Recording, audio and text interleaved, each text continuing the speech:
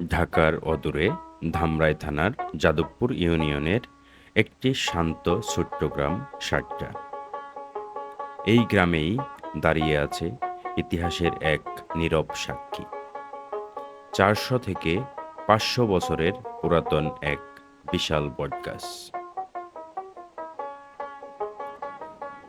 ধানতারা থেকে মাত্র ৩ কিলোমিটার আর কুসুরা থেকে প্রায় ৫-৬ কিলোমিটার দূরে অবস্থিত এই বটগাছটি প্রজন্মের পর প্রজন্ম ধরে গ্রামবাসীর জীবনের সাথে মিশে আছে এই গাছের গল্প। চলে এসেছি ঢাকার অদূরেই ধামরাই থানার যাদবপুর ইউনিয়নের ৬০টা বটগাছ। এটি অনেক ঐতিহ্যবাহী একটা বটগাছ। আমি তুলে ধরছি এর সত্য ইতিহাস। এখানে কি আগে কালী পূজা হয়তো এখন হয়? হয় কালী পূজা হয়। পাঠা বলি হয় এখন? না। কাকা, এই বটগাছটা কত বছর আগে? এখন আমরা ধানতারা বাজারের রাস্তা ধরে এগিয়ে চলেছি সাট্টা গ্রামের পথে।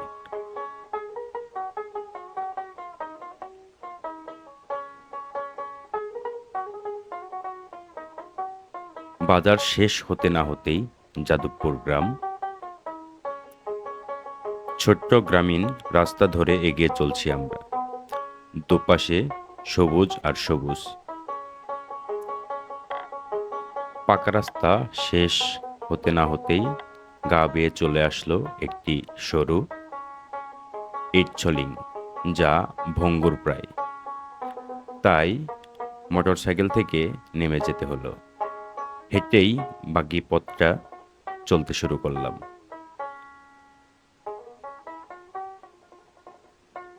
একটু সামনে যেতেই চোখে পড়ল একটি ভ্যান গাড়ির উপর একজন লোক বসে যাচ্ছে, যা গ্রামের চিরাচরিত দৃশ্য। পাশেই তাল গাছের সারি, সাথে পাটখড়ি দাঁড় করানো। মানুষজন বসে গল্প করছে,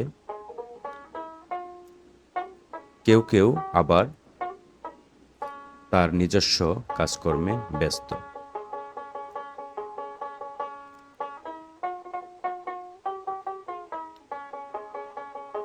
আরেকটু সামনে এগিয়ে যেতেই দেখলাম দুজন ৮ থেকে ১০ বছরের বাচ্চা পানির মধ্যে জাল থেকে মাছ খুলছে।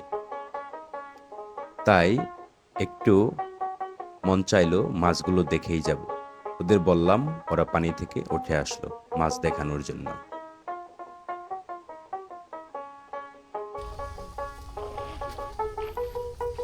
মাছ দিই মাছ দিই মাছ দিই মাছ দিয়ে বেটা আসছে তো। এই পড়ে গেছে।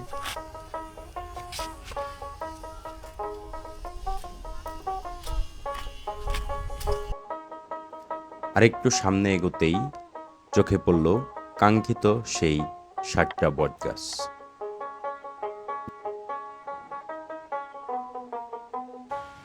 আসসালামু আলাইকুম। আমি চলে এসেছি ঢাকার অদূরেই ধামরাই থানার যাদবপুর ইউনিয়নের ৬০টা বটগাছ। এটি অনেক ঐতিহ্যবাহী একটা বটগাছ। এর বয়স ৪০০ থেকে ৫০০ বছর, লোকমুখে প্রচলিত। আমি তুলে ধরছি এর সত্য ইতিহাস। যোগেন্দ্রনাথ নামের একজন ঋষি ভদ্রলোক, উনি এখানে ২টি বটগাছ রোপণ করেছিলেন। পাকর গাছ যেটি, সেটিকে পুরুষ, এবং বট গাছ এটাকে মহিলা হিসাবে উনি নাম দিয়েছিলেন। সেইভাবেই এখন পর্যন্ত এর নাম চলে এসেছে, এবং এর পাশেই স্থাপিত হয়েছে একটি কালী মন্দির। চলুন আমরা কালী মন্দিরের দিকে যাই, দেখি। দেখুন, এটাই হচ্ছে সেই ঐতিহ্যবাহী সাট্টা বটগাছের কালী মন্দির। এখানকার যারা হিন্দু ধর্মাবলম্বী ভাই বোন আছেন, ওনারাই পূজা অর্পণ করে থাকেন। অনেকেই এখানে দর্শনার্থী দেখতে আসেন, এবং বছরের নির্দিষ্ট একটা সময় এখানে মেলা হয়ে থাকে, সেখানেও অনেক লোকজন এসে ভিড় করেন। দেখুন, পাশেই লাল শালো কাপড় দিয়ে সুন্দর করে এটাকে মোড়ানো আছে। এখানে যে পূজা অর্পণ হয়, এটাই তার নিদর্শন। এখানে দেখা যাচ্ছে কালী মন্দিরের বাইরে একটি মূর্তি, এবং ভিতরেও একটু অন্ধকারাচ্ছন্ন, লাইট নেই, যার জন্য আমি মূর্তিটা দেখাতে পারছি না। যিনি বটগাছটি রোপণ করেছিলেন তিনি নেই। তার 3টি সন্তান, তার মধ্যে একজন মারা গেছেন। যারা জীবিত আছেন একজনের নাম হচ্ছে রতিকান্ত এবং আরেকজনের নাম হচ্ছে সূর্যকান্ত। এখন ওনারা এবং ওনাদের সমাজের যারা লোকজন আছেন তারাই এই বটগাছটির তদারকি করে থাকেন। লোকমুখে প্রচলিত আছে এখানকার একটি ডালপালা বা একটি পাতাও কেউ ছিঁড়েন না, ছিঁড়লে তার ক্ষতি হয়। সেই ধারণা থেকেই এটি মূলত একটি নিদর্শন হয়ে আছে। অনেকেই এখানে দেখতে আসেন, আপনারাও চাইলে আসতে পারেন। বিশাল বটগাছের মাথা যেন ইতিহাসের কোনো অমলিন প্রতীক আমাদের আহ্বান জানাচ্ছে। শত বছরের পুরনো বটগাছের কাছে যেন মিশে আছে গ্রামের স্মৃতি, ঐতিহ্য আর জীবনের গল্প।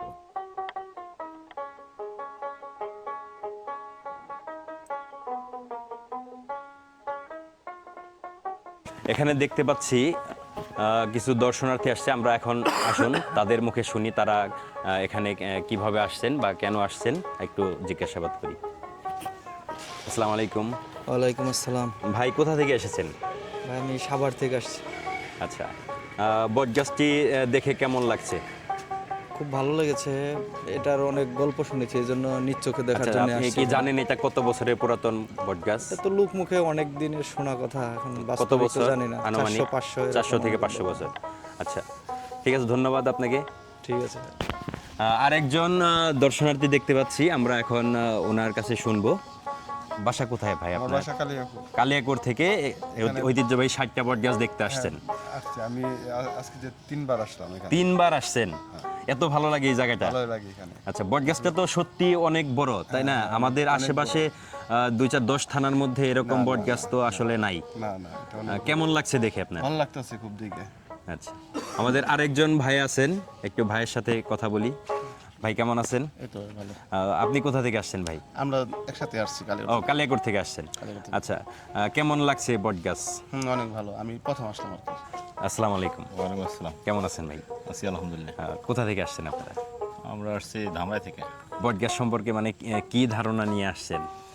শুনছি যে এখানে 60টা বট গাছ আছে, এখানে এই বট গাছ আর কি দেখার জন্য আসছি। আচ্ছা আচ্ছা, এটা কত দিনের পুরাতন জানেন এই সম্পর্কে কিছু? না, এটা একবার ইউটিউবে দেখছিলাম তো যে ওই জায়গায় আচ্ছা, বট গাছ আছে, এই জন্য দেখতে আসছি। আচ্ছা আচ্ছা, ধামরাই কোথা থেকে আসছেন? আমরা ডেলিভিটা। ঢুলিপিটা থেকে, অনেক দূর থেকে আসছেন। ঠিক আছে, হ্যাঁ, ভালো থাকবেন। এটি শুধু একটি গাছ নয়, এটি একটি মিলন কেন্দ্র। গ্রীষ্মের দুপুরে কৃষকরা এখানে বিশ্রাম নেন, পথচারীরা পান ছায়ার প্রশান্তি।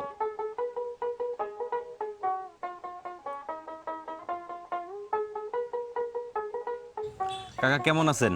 এটা আছে বলি আপনার বাসা তো এখানেই না, পাশেই?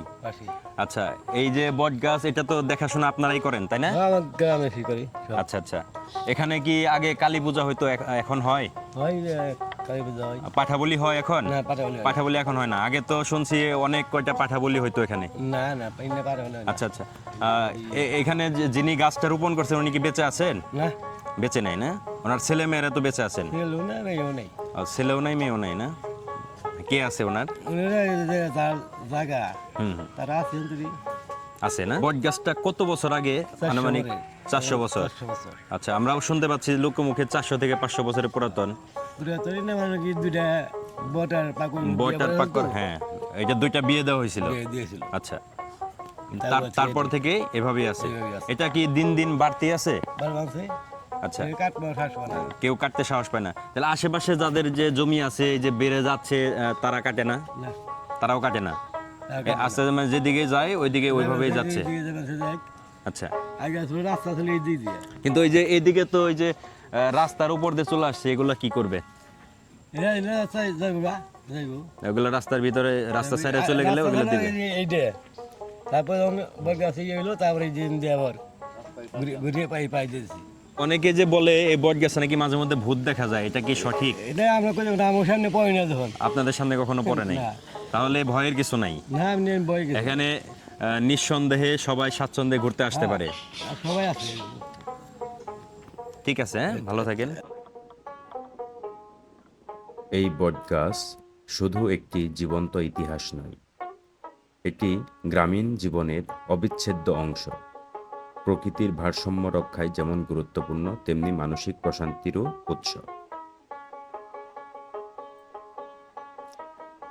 ভিডিও শুট করতে করতে সন্ধ্যা হয়ে গেল।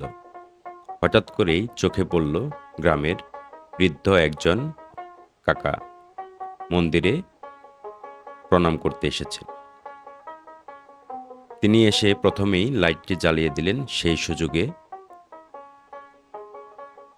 কালী মন্দিরের মূর্তিটির ভিডিও করে নিলাম এবং তার প্রণাম শেষে কাকার সাথে কথা বলার জন্য অপেক্ষা করলাম। তিনিও আমাদের সমস্ত প্রশ্নের উত্তর দিলেন।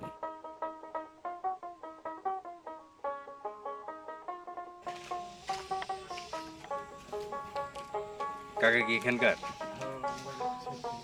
আচ্ছা আচ্ছা, কেমন আছেন? আছে ভালোই ভালো আছে। আচ্ছা, এই বট গাছের দেখাশোনা কি আপনারাই করেন? সেটা কাশিনা গোবিন্দ এখানে করে সেই 400 বছর 300-400 বছর। 400 বছর না? 400 আমরা তো শুনছি 400 থেকে 500 বছর হবে। ওই তো আমার গনুমানের কথা তো এগুলো আচ্ছা আচ্ছা, এখানে কি প্রতিদিনই পূজা হয়? ওই প্রতিদিন পূজা হয় না, ওই অগ্রহায়ণ মাসের শেষ মঙ্গলবারে এই পূজাটা হয়, মা কালীর পূজাটা। কালী পূজা হয়, পাঠা বলি হয় এখানে? পাঠা বলি হয় না, পাঠা বলি টলি হয় না, পুজো হয়। আর পয়লা বৈশাখে মেলা হয় আর কি। আগে তো শুনছি যে পাঠা বলি হইতো। না পাঠা বলি হয় না, পাঠা বলি হয় না, পাঠা বলি টালি কিছু হয় না। এনে তো বট গাছ আছে ওসলাতে, এই যে এনে বিভিন্ন মানুষ আসে দেখাশোনা করে এই করে। আপনাদের কেমন লাগে?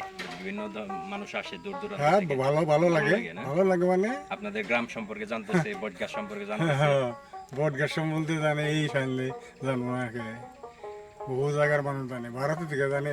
ভারত থেকে লোক আসে দেখতে। হ্যাঁ হ্যাঁ, এই বট গাছটা দাদা আমরা থাকুম না, কিন্তু বট গাছে এই চিরস্থায়ী থাকবো, এই যে চিরজীবনী থাকবো, যেতুটি আছে এই যে বৃক্ষটা এই চিরজীবনী থাকবো, কিন্তু আমরা থাকুম না। আমরা থাকলাম না, আমরা চললাম, আমার মুরব্বীরা চলে গেছে, তার মুরব্বীরা চলে গেছে, কিন্তু বট গাছগুলো সেই স্মৃতি সেই নিয়ে গেছে। এই দেওয়াটা এই বট গাছটা বইনা থেকে গেছে, বিবাহ দিছে, এই যে পাকুর গাছ আর বট গাছ বিবাহ, ওই জায়গায় গুড়া হইলে যে জায়গায় গুড়াটা হইলে এই জায়গা, এটা গোড়া না? হ্যাঁ এই জায়গায় এই দুইটা গাছ মিলে না, পাকুর গাছ আর বট গাছ মিলে বলছে যে মুইনা থাকবো। আমরা অনুমান করি এই তুমি বাইরে আইসে আর ওই যে উমকি গেছে না, সব বাইরে উমকি গেছে না, বাইরে পূব দিকে যত গেছে না বাইরে গেছে। মানুষ মরণশীল, মরতেই হবে, মানুষ চলে যাবে, কিন্তু ঐতিহ্য আজীবন টিকে থাকবে। টিকে থাকুক ঐতিহ্য, সৌন্দর্য বেড়ে দ্বিগুণ হোক, মানুষ আসুক দূর দূরান্ত থেকে ঘুরতে। ভালো থাকেন। আটটা গ্রামের এই শতবর্ষী বটগাছ সময়ের সাক্ষী। আমরা হয়তো একদিন থাকবো না, কিন্তু এই মহিরু তার ছায়ায় ধরে রাখবে গ্রাম বাংলার গল্প, মানুষের স্মৃতি আর সংস্কৃতির অনন্ত ধারাবাহিকতা। অবশেষে বিদায়ের পালা। যদি আপনাদের ভিডিওটি ভালো লাগে তাহলে অবশ্যই লাইক, কমেন্টস এবং শেয়ার করে পাশে থাকবেন। তাহলে ভবিষ্যতে আরও সুন্দর সুন্দর ভিডিও আপনাদের উপহার দেওয়ার চেষ্টা করব ইনশাআল্লাহ। সে পর্যন্ত সকলেই ভালো থাকুন, সুস্থ থাকুন। আসসালামু আলাইকুম।